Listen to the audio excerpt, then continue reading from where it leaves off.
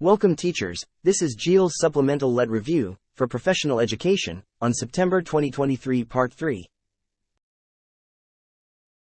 Prayer. Our Father, I turn to you, seeking your divine help and mercy, as I ask for your grace to help me pass my board exam. I ask for wisdom, knowledge, and understanding so that I can remember everything I have studied. Please do not abandon me in this time of need, but grant me the favor I seek. I ask this in your holy name. Amen. Taking the time to review and improve your knowledge and skills is a crucial step in becoming a licensed professional teacher, LPT.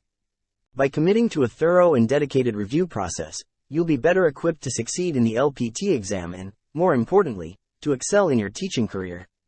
As you review, you'll gain a deeper understanding of the principles and practices of effective teaching, and you'll be able to apply this knowledge in the classroom to help your students succeed. Remember that becoming an LPT is not just about passing an exam. It's about committing to a lifelong pursuit of excellence in teaching. So take the time to review thoroughly, and know that your efforts will be rewarded with a fulfilling and impactful career as an LPT.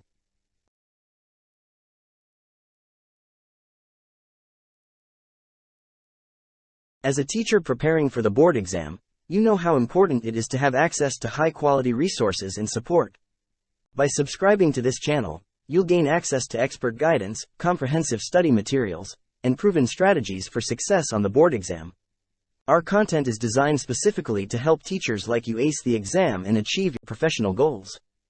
Don't miss out on this opportunity to get the edge you need to succeed. Subscribe to our channel today and join our community of aspiring educators. Thank you for your support. Subscription is free. Please click the subscribe button, including the notification bell, to be updated on our newest videos. Question number 1. According to psychosexual theory, unresolved conflicts during the anal stage can lead to which of the following personality traits? A. Fixation on oral pleasures. B. Obsessive-compulsive tendencies. C. Avoidance of intimacy. D. Fear of success.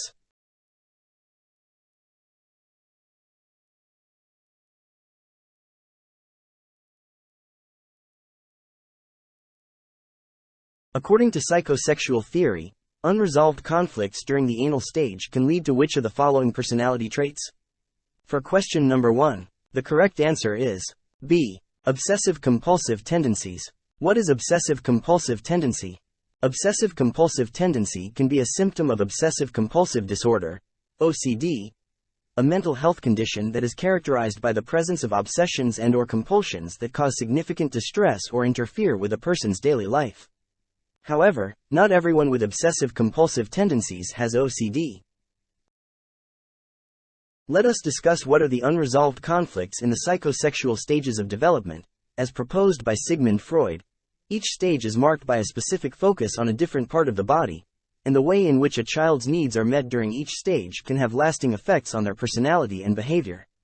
According to Freud, unresolved conflicts during the psychosexual stages can lead to psychological problems later in life. For example, during the oral stage, 0 to 18 months, the child's primary focus is on their mouth and sucking. If a child is overindulged or underfed, they may develop an oral fixation, such as smoking, overeating, or nail-biting. Anal stage, 18 months to 3 years. During this stage, obsessive-compulsive tendency is developed. In this stage, the child's focus is on bowel and bladder control. If a child is punished harshly or inconsistently during toilet training, they may develop an anal retentive personality, characterized by perfectionism, orderliness, and control, or an anal expulsive personality, characterized by messiness, impulsiveness, and disregard for rules. During the phallic stage, around ages 3 to 6, the child's focus is on their genital area, and they begin to develop a sense of sexual identity. If a child experiences a traumatic event during this stage, such as sexual abuse or shaming for exploring their body, they may develop a fixation or neurosis related to their sexual identity. Latency stage, 6 to 12 years. During this stage, the child's focus is on social and intellectual development, rather than sexuality. If a child does not develop healthy relationships with peers or experiences trauma during this stage, they may struggle with social anxiety or isolation. It is important to note that while Freud's theories have been influential in the field of psychology, they are also controversial and have been criticized for their lack of empirical evidence and for their gender and cultural biases. Question number 2. According to psychosexual theory, which of the following is a potential consequence of unresolved conflicts during the oral stage? A. Aggressive behavior. B. Dependency and clinginess. C. A lack of trust in others. D. All of the above.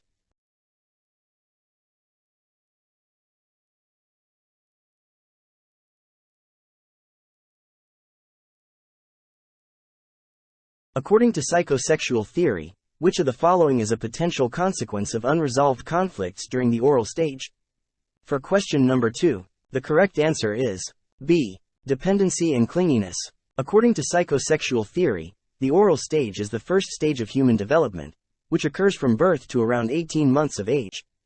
During this stage, the infant's primary source of pleasure and gratification comes from the mouth and oral activities such as sucking, biting, and chewing. If an infant experiences unresolved conflicts during the oral stage, such as not receiving adequate nurturing or nourishment, it can lead to a fixation or regression at this stage, which may result in dependency and clinginess later in life. For example, if a child does not receive enough affection and attention from their primary caregiver during the oral stage, they may become overly dependent on others and seek constant reassurance and attention in their adult relationships. This is because they did not receive the necessary nurturing during this stage, and they are trying to fulfill this unmet need in their adult relationships.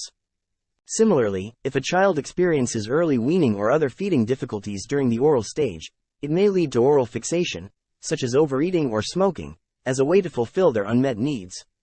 This can also lead to dependency and clinginess, as they seek comfort and security through these behaviors. Overall, unresolved conflicts during the oral stage can have long-lasting effects on an individual's development and behavior, including a tendency towards dependency and clinginess in their adult relationships.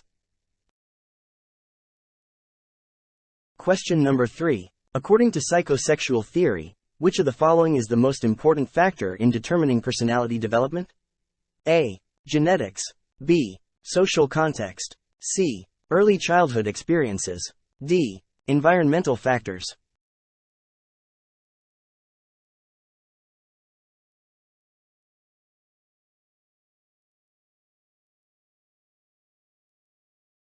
According to psychosexual theory, which of the following is the most important factor in determining personality development?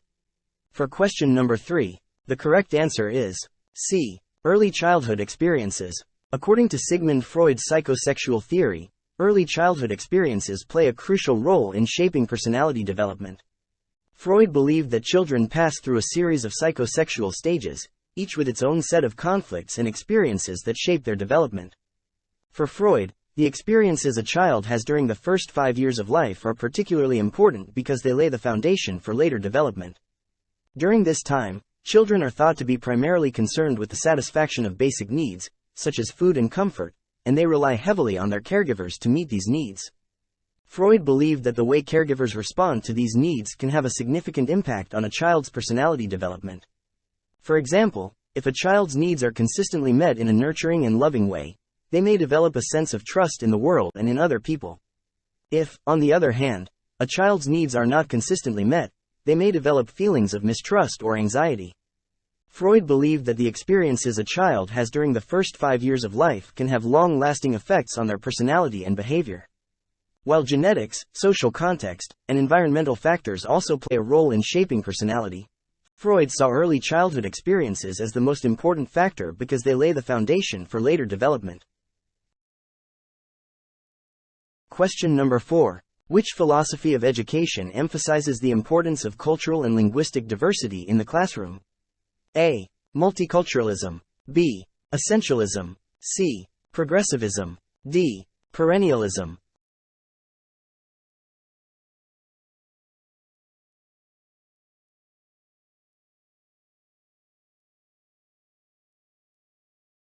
Which philosophy of education emphasizes the importance of cultural and linguistic diversity in the classroom? For question number 4, the correct answer is A. Multiculturalism. Multiculturalism is a philosophy of education that emphasizes the importance of cultural and linguistic diversity in the classroom. It recognizes that students come from different cultural backgrounds and that each student brings unique perspectives and experiences that enrich the learning environment. The goal of multicultural education is to promote understanding and respect for cultural differences, and to provide equal educational opportunities for all students, regardless of their background. Multiculturalism recognizes that students are not homogeneous, and that cultural diversity should be embraced and celebrated in the classroom. It also acknowledges that language is an integral part of culture, and that linguistic diversity should be valued and supported. Multiculturalism emphasizes the need for teachers to be culturally responsive and to incorporate culturally relevant materials and instructional strategies in their teaching. This means that teachers should be aware of the cultural backgrounds of their students, and use this knowledge to create a classroom environment that is inclusive and welcoming to all students. Overall, multiculturalism is the philosophy of education that best emphasizes the importance of cultural and linguistic diversity in the classroom, and provides a framework for promoting understanding and respect for different cultures and languages. Question number 5. Which philosophy of education emphasizes the importance of fostering creativity and innovation in students? A. Progressivism. B. Essentialism. C. Humanism. D. Constructivism.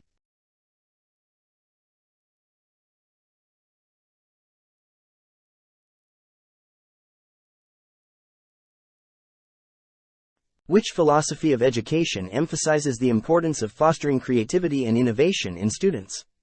For question number 5, the correct answer is D. Constructivism. Constructivism is a learning theory that posits that learners construct their understanding and knowledge of the world through their experiences and interactions with it. In a constructivist approach to education, the teacher acts as a facilitator, guiding and supporting students in their own learning process. One of the key principles of constructivism is that learning should be relevant and meaningful to the learner, and that students should be encouraged to engage in authentic and real-world tasks that promote creativity, innovation, and problem-solving. By actively engaging with the material and constructing their own understanding of it, students can develop the skills and knowledge they need to succeed in a rapidly changing world. In contrast, essentialism emphasizes the importance of core knowledge and skills that are essential for all students to learn, while progressivism emphasizes student-centered learning and the development of critical thinking and problem-solving skills. Humanism places an emphasis on the individual and the development of their full potential. While all of these philosophies may support creativity and innovation in their own ways, constructivism specifically prioritizes these qualities as integral to the learning process. Question number 6. How does a behaviorist explain the observation of a child enjoying school? A. He feels he belongs. B. He is highly personalized. C. He is rewarded for his good performance. D. He is taught life skills.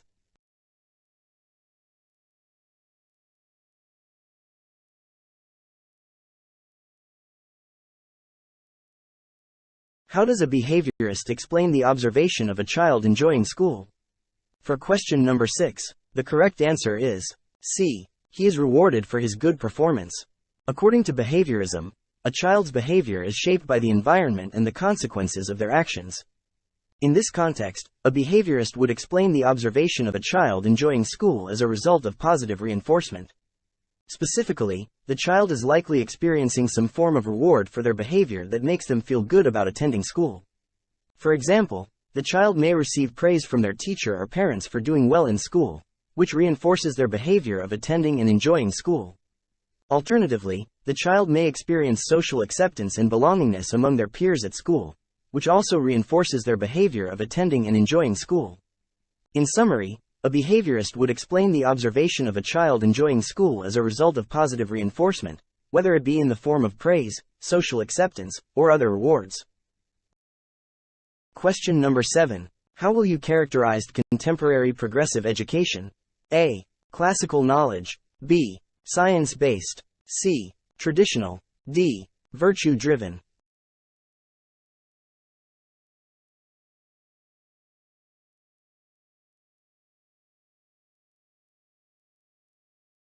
How will you characterize contemporary progressive education? For question number 7, the correct answer is B. Science-based. It is considered to be a reliable and objective way of understanding the world and making informed decisions based on evidence rather than personal bias or opinion. Question number 8. Which of the following is a key characteristic of contemporary progressive education? A. Rote memorization and passive learning. B. Emphasis on classical knowledge and traditional curriculum. C. Focus on critical thinking and problem solving. D. Strict adherence to standardized testing.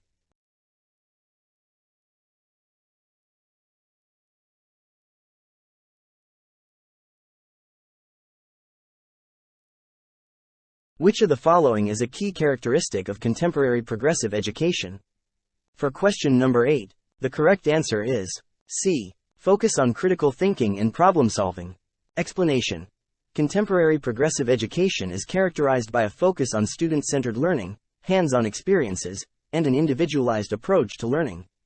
A key aspect of this approach is a focus on developing critical thinking and problem-solving skills.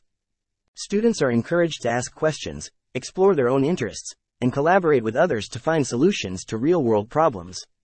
This approach values creativity, innovation, and flexibility over rote memorization and passive learning.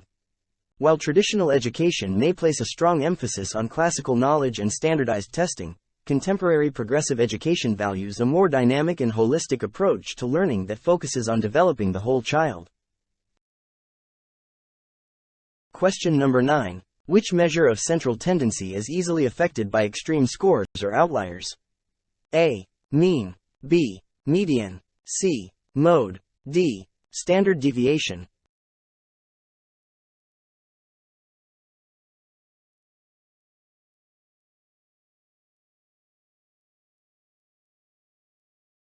Which measure of central tendency is easily affected by extreme scores or outliers? For question number 9, the correct answer is A. Mean. The measure of central tendency that is easily affected by extreme scores or outliers is the mean. Let us discuss the measure of central tendency. The mean is calculated by adding up all the values in a dataset and dividing by the total number of values. Outliers, which are values that are significantly higher or lower than the rest of the values in the dataset, can greatly affect the mean and cause it to be skewed in one direction or the other. For example, let's say you have a dataset of test scores for a class of 10 students, where 7 students score between 70 and 80, and the other got lower scores. If you calculate the mean score, you get 70 plus 70 plus 70 plus 70 plus 70 plus 80 plus 80 plus 5 plus 15 plus 10, divided by 10 equals 54. In this case, the mean score of 54 is much lower than the scores of the majority of students, and this is largely due to the extreme outlier score of 10. To avoid the impact of outliers on the measure of central tendency, another measure such as the median or mode can be used instead of the mean. In statistics, the mode is the value that appears most frequently in a dataset. It is one of the measures of central tendency along with the mean and median. For example, consider the following dataset: 3, 5, 6, 6, 8, 9, 11, 11, 11, 12. The mode of this dataset is 11 because it appears 3 times, which is more than any other value. Another example: 1, 2, 3, 3, 4, 4, 4, 5, 5, 6. The mode of this dataset is 4 because it appears 3 times, which is more than any other value. In some cases, a dataset may have multiple modes, which means that there are 2 or more values that appear with the same highest frequency. In such cases, the dataset is said to be multimodal. The median is a statistical measure that represents the middle value in a dataset when it is arranged in order from smallest to largest or vice versa. It is the value that separates the higher half of the data from the lower half. To find the median, you need to first sort the data and then pick the value that is located at the middle position. If there are an even number of values, then the median is the average of the 2 middle values. Here are a few examples. Example 1. Consider the dataset 2, 5, 7, 8, 10. When arranged in order, it becomes 2, 5, 7, 8, 10. The median is 7, which is the middle value in the dataset. Example 2. Consider the dataset 3, 6, 9, 12. When arranged in order, it becomes 3, 6, 9, 12. The median is 7.5, which is the average of the 2 middle values, 6 and 9. Example 3. Consider the dataset 2, 5, 7, 8, 10, 12. When arranged in order, it becomes 2, 5, 7, 8, 10, 12. The median is 7.5, which is the average of the two middle values, 7 and 8. Question number 10. Kounin claims that with-it-ness is one of the characteristics of an effective classroom manager. What is one sign of with-it-ness? A. Aware of what's happening in all parts of the room. B. Going near to the student who is misbehaving. C. Placing hand at the student's back. D. Knowing where instructional materials are kept.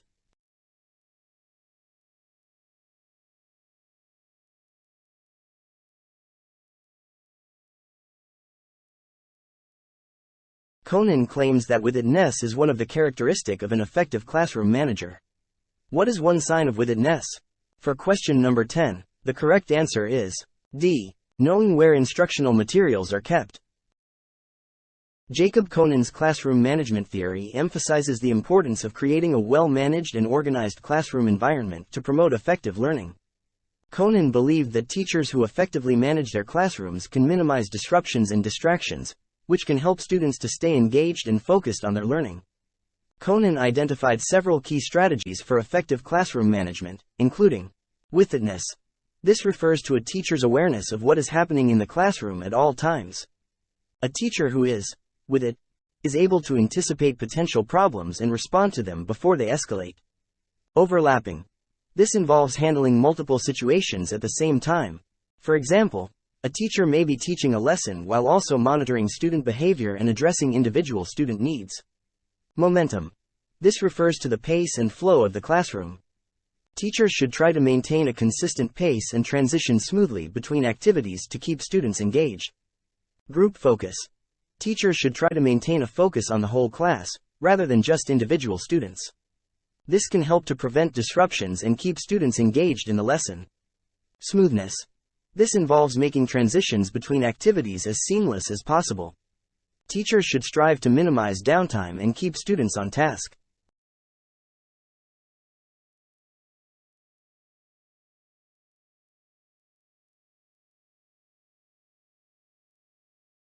Question number 11. What is Republic Act 80-49? A. Magna Carta for Teachers.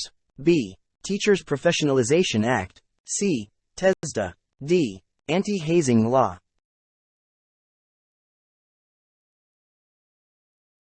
What is Republic Act 80-49? For question number 11, the correct answer is D. Anti-hazing law. The anti-hazing law in the Philippines is a legislation that prohibits and criminalizes hazing activities in any form, whether it be an initiation rite or a practice as a prerequisite for admission or acceptance into a fraternity, sorority, or organization. The law, officially known as Republic Act No. 80-49, or the Anti-Hazing Law of 1995, imposes severe penalties for those who engage in hazing activities, including imprisonment, fines, and expulsion from the educational institution where the offense was committed. Under the law, any form of hazing that results in death, rape, sodomy, or mutilation is punishable by life imprisonment. Meanwhile, those who participate in hazing activities that result in physical injuries are liable for imprisonment ranging from 4 to 20 years, depending on the severity of the injuries. Furthermore, the law also prohibits the presence of any individual during hazing activities and imposes penalties on those who fail to report hazing incidents to the authorities. The anti-hazing law of the Philippines was enacted in response to the death of a law student in 1991 due to hazing activities conducted by a fraternity. The law aims to prevent hazing activities and to promote a culture of respect for human dignity and rights.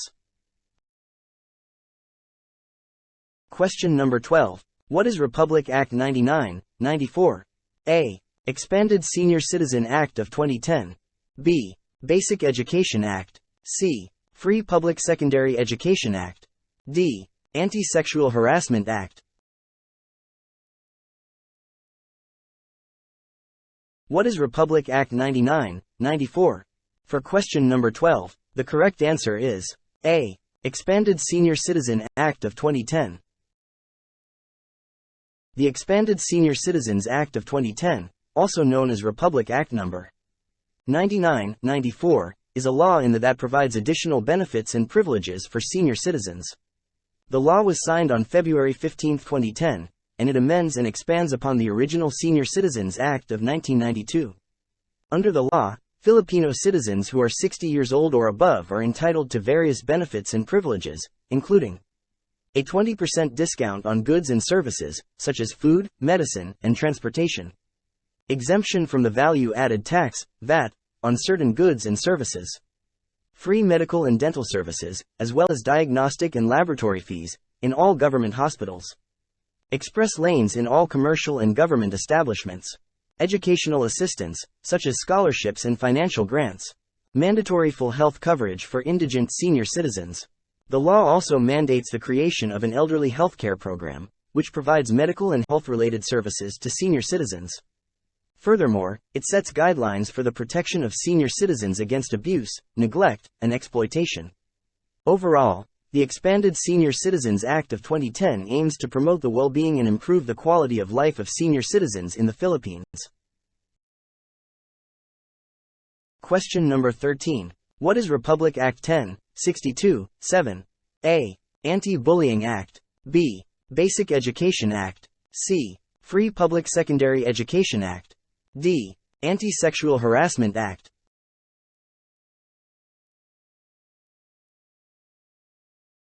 What is Republic Act 1062-7?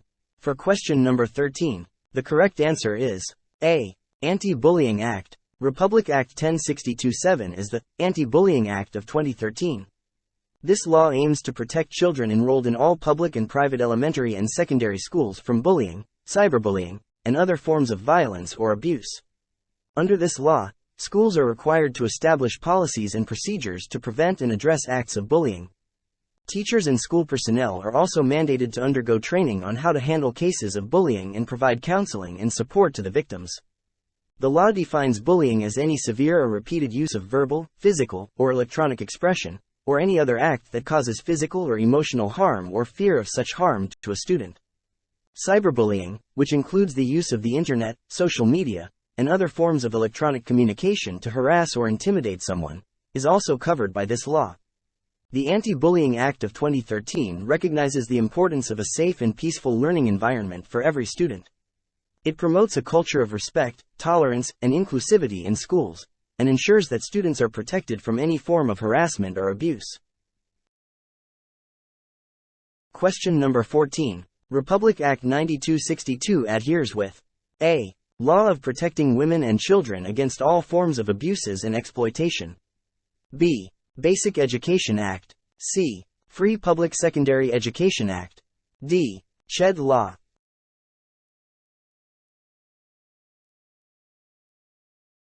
Republic Act 9262 adheres with.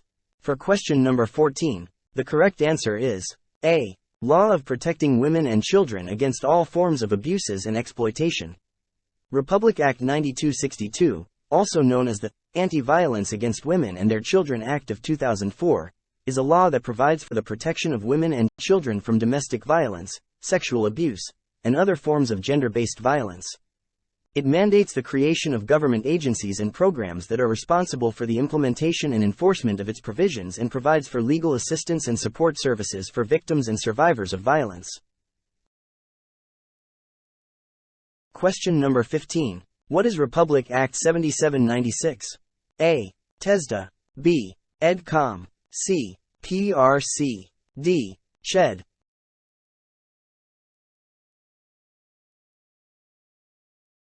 What is Republic Act 7796? For question number 15, the correct answer is A. TESDA. Republic Act number 7796, also known as the Technical Education and Skills Development Act of 1994, is a law created the Technical Education and Skills Development Authority, TESDA, which is responsible for formulating and implementing policies, plans, programs, and systems for technical vocational education and training.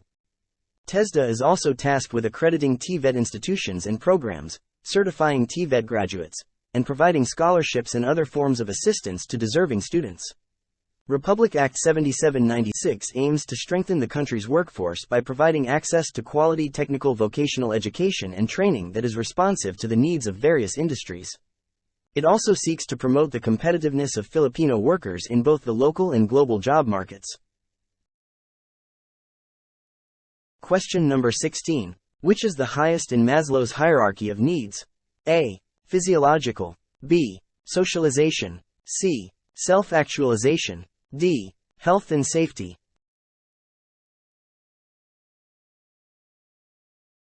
Which is the highest in Maslow's hierarchy of needs? For question number 16, the correct answer is C. Self-actualization. Maslow's hierarchy of needs is a motivational theory in psychology that proposes that human needs can be arranged in a hierarchy, with more basic needs at the bottom and higher needs at the top. According to Maslow, individuals must satisfy their basic needs before they can progress to higher, more complex needs. The hierarchy is usually represented as a pyramid, with the most basic needs at the bottom and the higher needs at the top.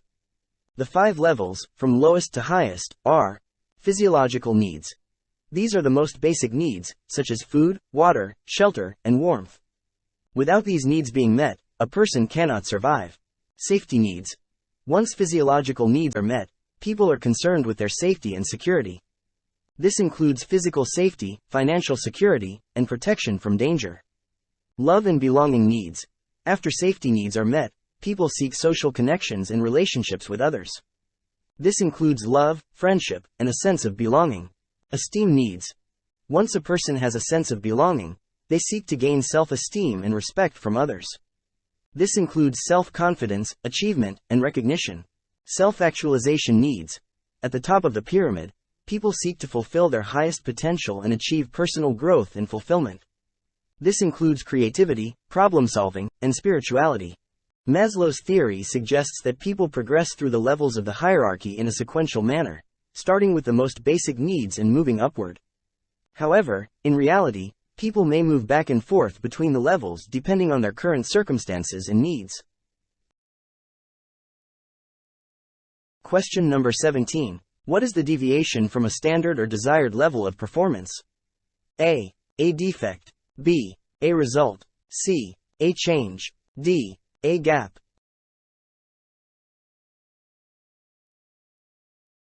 What is the deviation from a standard or desired level of performance? For question number 17, the correct answer is D. A gap is often used to describe the deviation from a standard or desired level of performance because it represents the difference between where we currently are and where we want to be. When we set performance standards or desired levels of performance, we are essentially defining a target or a benchmark that we want to achieve. If we fall short of that target, we are said to have a gap between our current performance and the desired level of performance. Question number 18. What level of Bloom's taxonomy is demonstrated by a student reciting information? A. Recall. B. Understanding. C. Evaluating. D. Creating.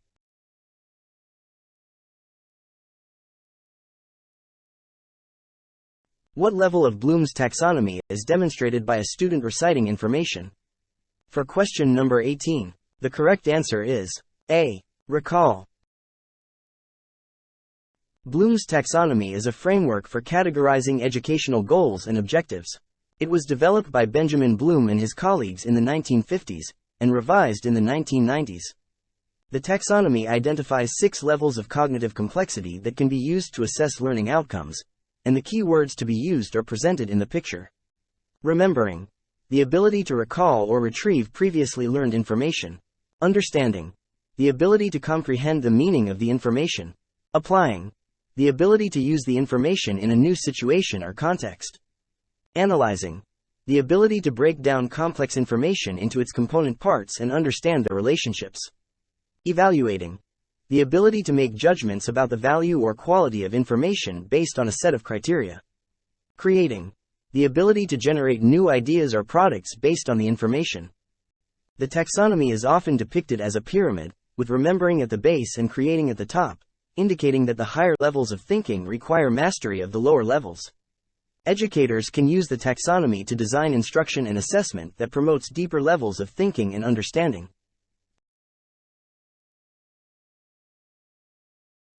Question number 19. This embodies the teacher's duties and responsibilities as well as proper behavior in performing them.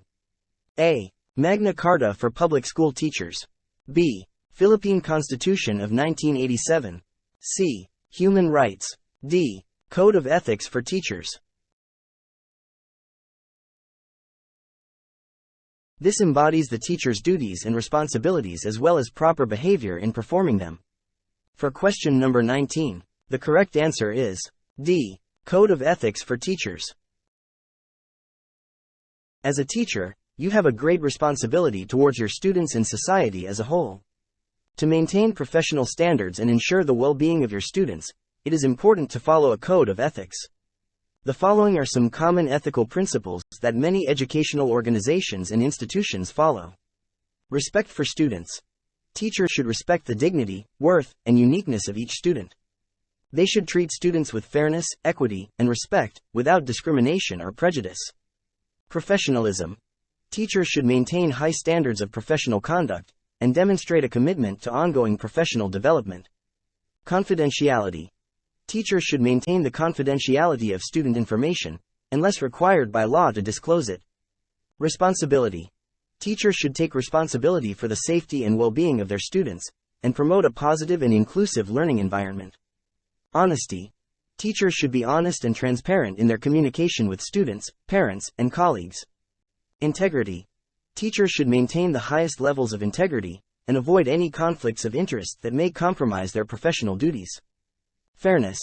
Teachers should be fair and impartial in their treatment of all students, and avoid any behavior that may be perceived as favoritism or discrimination. Respect for colleagues. Teachers should respect the rights and responsibilities of their colleagues, and collaborate with them to promote the best interests of their students. Respect for parents. Teachers should respect the role of parents in their children's education, and communicate with them in a professional and respectful manner. Respect for the law. Teachers should obey the laws and regulations that govern their profession, and avoid any behavior that may lead to disciplinary action or legal consequences. These ethical principles are intended to guide the behavior of teachers, and ensure that they fulfill their professional responsibilities with integrity and compassion.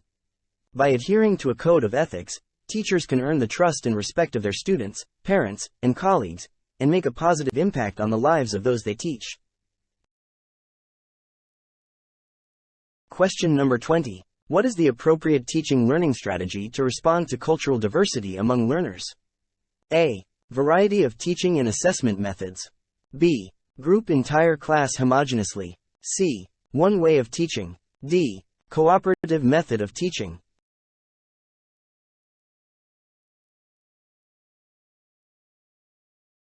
What is the appropriate teaching learning strategy to respond to cultural diversity among learners? For question number 20, the correct answer is A. Variety of teaching and assessment methods. Or you may use a differentiated method of instruction. A differentiated method of instruction is best used when there is a diverse range of learners with varying abilities, learning styles, and backgrounds in a classroom or learning environment. This approach allows teachers or instructors to tailor their teaching methods, materials, and assessments to meet the individual needs of each student. A differentiated approach acknowledges that not all students learn at the same pace or have the same learning needs, and it seeks to address these differences by providing multiple avenues for learning and engagement. For example, this approach might involve providing different levels of reading material or offering multiple ways to demonstrate understanding, such as through visual aids, group projects, or written assignments. By using differentiated instruction, educators can help all students to feel valued and engaged in their learning, and can create a more inclusive and supportive learning environment. It can be particularly effective in promoting student success and achievement, as it allows for a personalized approach to instruction that can help each student to reach their full potential. Question number 21.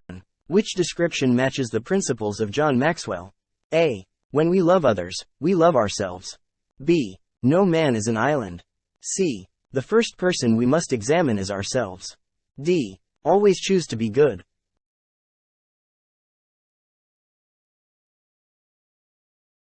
Which description matches the principles of John Maxwell?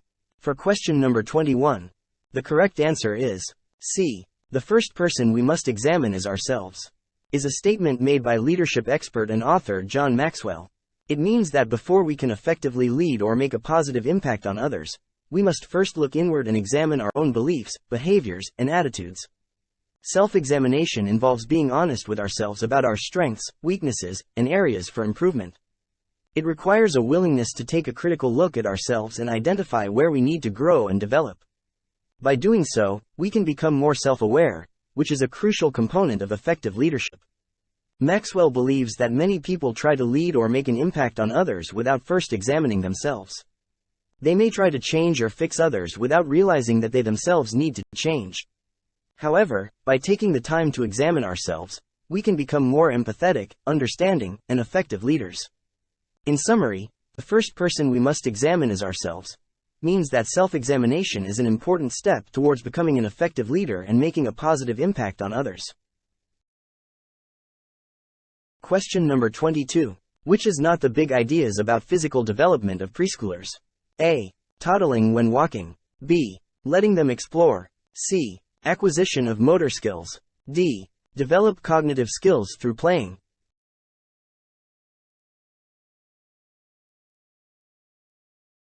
Which is not the big ideas about physical development of preschoolers?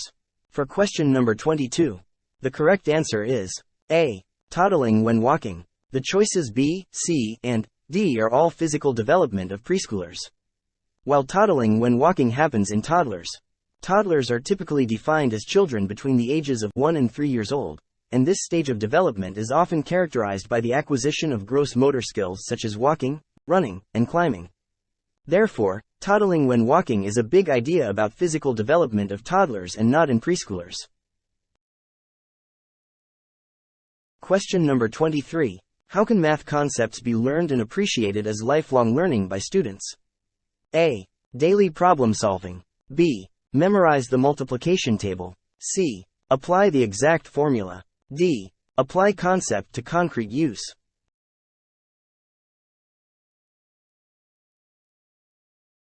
How can math concepts be learned and appreciated as lifelong learning by students? For question number 23, the correct answer is D. Apply concept to concrete use.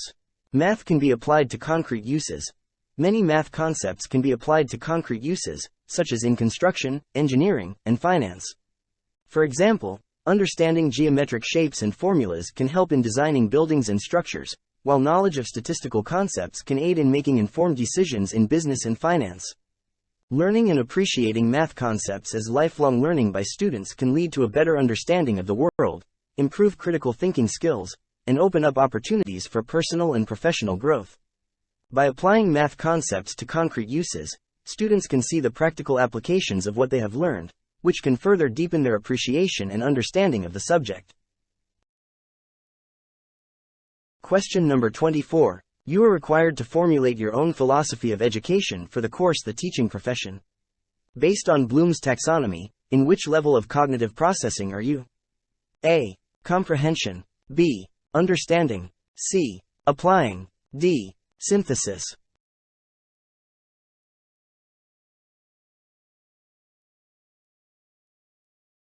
You are required to formulate your own philosophy of education for the course The Teaching Profession. Based on Bloom's taxonomy, in which level of cognitive processing are you? For question number 24, the correct answer is D. Synthesis. In Bloom's taxonomy, synthesis is the highest level of cognitive skill in the cognitive domain. Synthesis refers to the ability to combine or integrate different ideas, concepts, or elements to form a new whole. At the synthesis level or creating level, learners take the knowledge they have acquired, analyze it, and create something new that has not been there before. This process can involve the creation of a new theory, a unique solution to a problem, or the development of an original product or piece of work.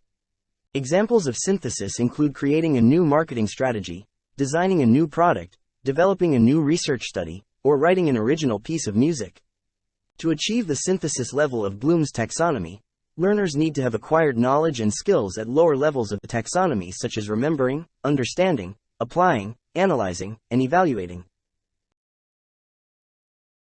Question number 25. What is the focus of learning that can instill pride on the young learner's culture? A. Theory about culture. B. Learning the old practice of their culture. C. Hide the history about indigenous people.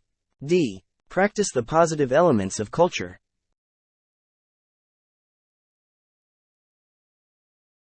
What is the focus of learning that can instill pride on the young learner's culture? For question number 25, The correct answer is D. Practice the positive elements of culture. Practicing the positive elements of culture involves adopting and promoting the values, traditions, and practices that have positive impacts on individuals and society as a whole. These positive elements can include things like respect for diversity, a strong work ethic, kindness and empathy, a sense of community, and a focus on personal and social responsibility. By actively embracing and promoting these positive elements, individuals and communities can create a more inclusive, supportive, and harmonious environment. This can lead to greater well-being and happiness for individuals, as well as greater social cohesion and success for communities. Some examples of practicing the positive elements of culture could include volunteering in the community, celebrating diversity through cultural events and festivals, promoting a positive work-life balance, and encouraging open and respectful communication in all aspects of life. Thank you for watching Gilles LED review. I hope they've been helpful in your exam preparation. Remember that success in the LED requires consistency and dedication, so I encourage you to come back for more videos to help you stay on track with your studies. Be sure to hit the subscribe button and turn on notifications so you don't miss any new videos. My goal is to provide you with high-quality content that helps you feel confident and prepared for the exam. So, let's work together towards your success in the LED. Keep studying hard and I'll see you in the next video.